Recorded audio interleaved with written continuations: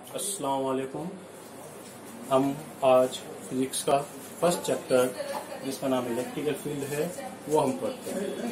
ठीक है, ये हमारे ग्रुप में आप आ जाएगा। आप इस चैनल को सब्सक्राइब करके इस वीडियो के बारे में जानकारी प्राप्त कर लेना। ठीक है, तो आज हम सबसे पहले फर्स्ट चैप्टर जो इलेक्ट्रिकल फील्ड है फिजिक्स का उसके बारे में पढ़ते हैं। इलेक्ट्रिकल फील्ड पढ़ने से पहले हम एक डेफिनेशन पढ़ते हैं, स्टैटिक इलेक्ट्रिसिटी। स्टैटिक इलेक्ट्रिसिटी क्या होता है? स्टैटिक इलेक्ट्रिसिटी फिजिक्स की वह डिवाइस होती है या जिसके अंदर हम स्टैटिक चार्ज और उनके बीच में क्रियाओं का अध्ययन करते हैं। तो स्टैटिक इलेक्ट्रिसिटी क्या हो गया? फिजिक्स की वह डिवाइस जिसके अंदर स्टैटिक चार्ज और उनके बीच में जो आपकी क्रिया है यानी अट्रैक्शन रिफ्लेक्शन उसका जो अध्ययन किया जाता है उसको हम क्या कहते हैं? Static electricity. यानी इसमें शब्द आया है एक चार्ज। तो सबसे पहले चार्ज के बारे में पढ़ते हैं। चार्ज के बारे में पढ़ने से पहले हम चार्ज कैसे प्रोड्यूस कर सकते हैं, कैसे उत्पन्न कर सकते हैं। चार्ज को उत्पन्न करने की एक विधि दी हुई है, उसका नाम है फ्रिक्शन इलेक्ट्रिसिटी। क्या नाम है? Friction electricity. फ्रिक्शन आपने पढ़ा होगा 11 के अंदर। फ्रिक्शन के लिए दो आपका मैटर यानी दो वस्तुओं का होना जरूरी होता है या दो ऑब्जेक्ट का होना जरूरी होता है। जैसे हम बेसिक इसका एग्जांपल अपन दैनिक जीवन में देख सकते हैं। जैसे आप स्केल लीजिए, उसको आप बाल से फिक्सन कराइए। अब उस स्केल को आप छोटे छोटे कागज के टुकड़ों के पास ले जाइए तो आप देखते हैं जो स्केल होती है वो कागज के टुकड़ों का प्रयोग अट्रैक्शन करती है। ये अट्रैक्शन क्यों हुआ? क्योंकि इसमें दो ऑब्जेक्ट के बीच में फिक्सन हुआ। किस किस के बीच में? एक तो स्केल और एक आपके जो बाल है उसके बीच में। यानी इससे ये मालूम चला कि फिक्सन करने से चार्ज प्रोड्यूस होते हैं। ये चार्ज पॉजिटिव भी हो सकता है और नेगेटिव भी हो सकता है। चार्ज पॉजिटिव और नेगेटिव कैसे हो सकता है? हम जानते हैं कोई भी पॉजिटिव कब होता है और नेगेटिव कब होता है। पॉजिटिव के लिए क्या होता है? जब भी कोई मैटर इलेक्ट्रॉन को रिमूव करता है यानी इलेक्ट्रॉन देता है तो उस पर पॉजिटिव चार्ज हो जाता है।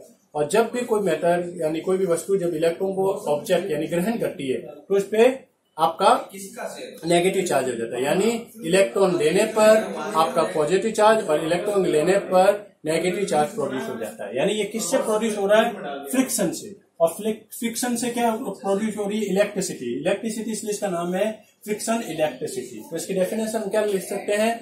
दो ऑब्जेक्ट है उनके बीच में आपस में फ्रिक्शन कराते हैं तो जो इलेक्ट्रिसिटी प्रोड्यूस होती है उसको हम क्या कहते हैं? Friction electricity. यानी when two object are friction together then electricity is produce is called friction electricity. क्या हो गया? यानी दो पार्टिकल यानी दो ऑब्जेक्ट के बीच में फ्रिक्शन कराने पर जो इलेक्ट्रिसिटी प्रोड्यूस होगी उसको हम क्या कहते हैं? Friction electricity. ये इलेक्ट्रिसिटी क्यों प्रोड्यूस हो रही है? क्योंकि जब भी दो ऑब्जेक्ट के बीच में फ्रिक्शन कराया जाता है तो इलेक्ट्रॉन का ट्रांसफर होता है, या इलेक्ट्रॉन जाता है या इलेक्ट्रॉन आता है। यानी जब इलेक्ट्रॉन आपका फ्लो करता है तो हम जानते हैं कि जो इलेक्ट्रिसिटी प्रोड्यूस होती है, आपने 10 में डेफिनेशन पढ़ी होगी। तो यहाँ भी इलेक्ट्रॉन यानी चार्ज का क्या हो रहा है? फ्लो हो रहा है, इसलिए इसका नाम हो गया फ्रिक्शन इलेक्ट्रिसिटी। यानी दो वस्तुओं को आपस में फ्रिक्शन कराने से जो इलेक्ट्रिसिटी प्रोड्यूस होती है उसको हम क्या कहते हैं? Friction electricity. इसके दो एग्जाम्पल हम जैसे पढ़ सकते हैं। पहला एग्जाम्पल जैसे दिया हुआ है, आपकी ग्लास रोड लीजिए।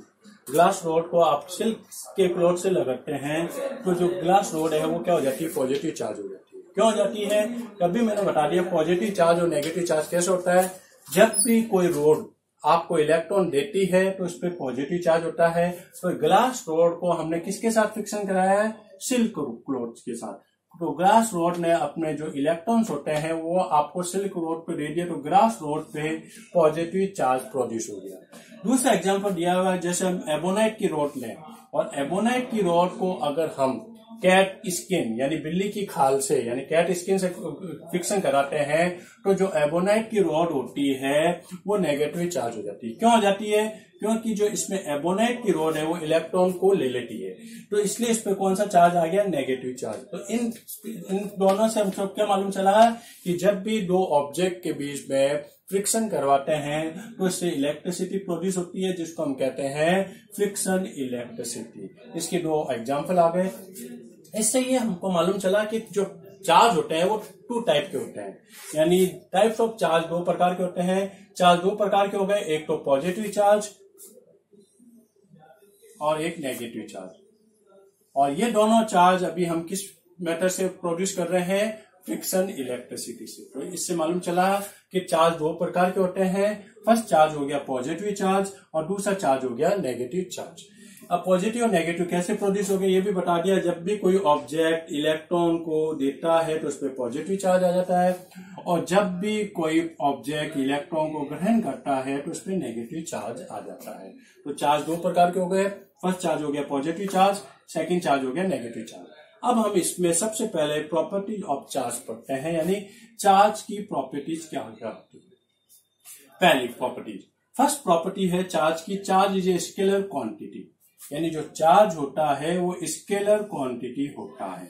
स्केलर और वेक्टर क्वांटिटी आपने 11 कहा है। स्केलर क्वांटिटी का मीनिंग होता है जिसको डिनोट करने के लिए only for magnitude and unit की आवश्यकता होती है, वो होता है स्केलर क्वांटिटी। और एक होता है वेक्टर क्वांटिटी। वेक्टर क्वांटिटी होता है जिसको प्रोड्यूस करने के लिए, यानी जिसको शो करने के लिए मैग्नीट्यूड, यूनिट एंड डायरेक्शन की आवश्यकता होती है।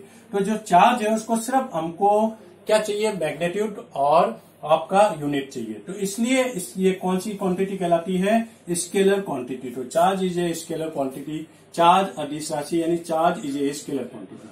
दूसरी पॉइंट ले सकते हैं जो चार्ज की यूनिट होती है। हम जानते हैं कोई भी क्वांटिटी हो उसकी हमेशा, यानी कोई भी वस्तु हो उसकी हमेशा क्या होती है, यूनिट होना जरूरी होता है। यूनिट के लिए हमने जैसे 11 के अंदर फर्स्ट चैप्टर में पढ़ते हैं, 11 पढ़ा होगा आपने। यूनिट में आपका एक होता है MKS यूनिट और एक होती है CGS और एक और होती है FPS। MKS को बाद में हमने एक और नाम दे दिया जाता है SI यूनिट। MKS का फुल फॉर्म होता है metre kilogram second. Metre kilogram second, इसका मीनिंग ये है जो लेंथ होती है उसको हमेशा MKS यूनिट में मीटर में नापा जाता है। जो मास होता है उसको हम किलोग्राम में मेजर करते हैं और जो टाइम होता है उसको हम सेकंड में मेजर करते हैं। बाद में ही MKS यूनिट को एक और नाम दे दिया गया SI यूनिट, यानी इंटरनेशनल सिस्टम। यानी वर्ल्ड में कहीं पे भी जाओ यही आपकी यूनिट ज्यादा रिमूव मानी जाती है। कौन सी, MKS और SI। अधिकतर आप जो फिजिक्स में न्यूमेरिकल भी सॉल्व करते हैं वो हमेशा MKS यूनिट में ही सॉल्व करते हैं। दूसरी यूनिट आ जाती है CGS। CGS का मीनिंग है सेंटीमीटर ग्राम सेकेंड, यानी जो लेंथ है उसको सेंटीमीटर में मेजर किया जाता है, जो मास है उसको ग्राम में मेजर किया जाता है और जो टाइम है उसको सेकेंड में मेजर किया जाता है। एक और यूनिट काम में ली जाती है जो बहुत कम ही काम में ली जाती है, FPS यानी फुट पाउंड सेकेंड। तो इन दोनों यूनिट हम ज्यादा काम में लेते हैं, एक तो MKS और एक CGS। अधिकतर सभी न्यूमेरिकल MKS यूनिट में सॉल्व किए जाते हैं।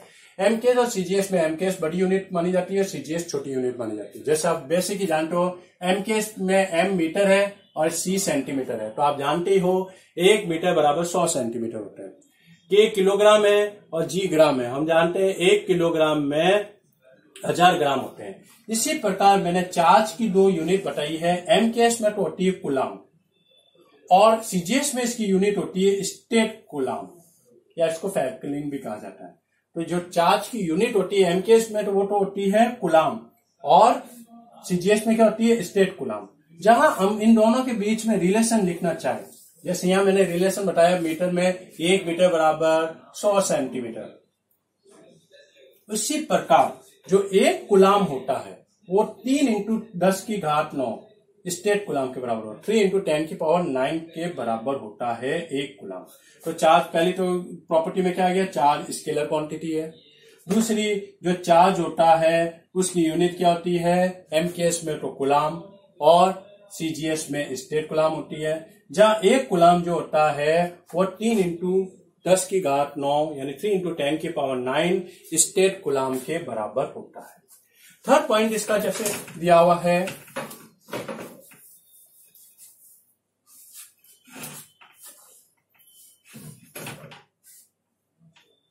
अब जैसे थर्ड पॉइंट, आपका थर्ड पॉइंट मान सकते हैं जो इलेक्ट्रिकल चार्ज होता है। अगर हम किसी भी पार्टिकल पर टोटल चार्ज निकालना चाहें तो वो टोटल चार्ज उसका एल्जेब्रिक सम होगा ओनली फॉर, कौन सा सम होगा, एल्जेब्रिक सम होता है। क्यों होता है, क्योंकि हमने बता दिया चार्ज जो होता है वो स्केलर क्वांटिटी होता है और स्केलर क्वांटिटी में ओनली फॉर एल्जेब्रिक सम ही होता है। तो इलेक्ट्रिकल चार्ज एडिशनल, तो इसमें क्या किया जाएगा, एल्जेब्रिक सम। कैसे, किसी भी जैसे कोई पार्टिकल है उस पर हमने अलग अलग चार्ज दे दिए, 5 कूलाम, -2 कूलाम, 3 कूलाम और -2 कूलाम, और सवाल में आ गया इस पे टोटल चार्ज निकालो। तो इसमें टोटल चार्ज निकालने के लिए हमको ओनली फॉर इसका एल्जेब्रिक सम करना है, यानी Q बराबर 5C minus 2C plus 3C minus 2C। ठीक है, तो ये 8 तो 4 और 8 Q हो गया 4 कूलम। तो ये अगर किसी भी पार्टिकल पर टोटल चार्ज निकालना है तो हमको जो भी चार्ज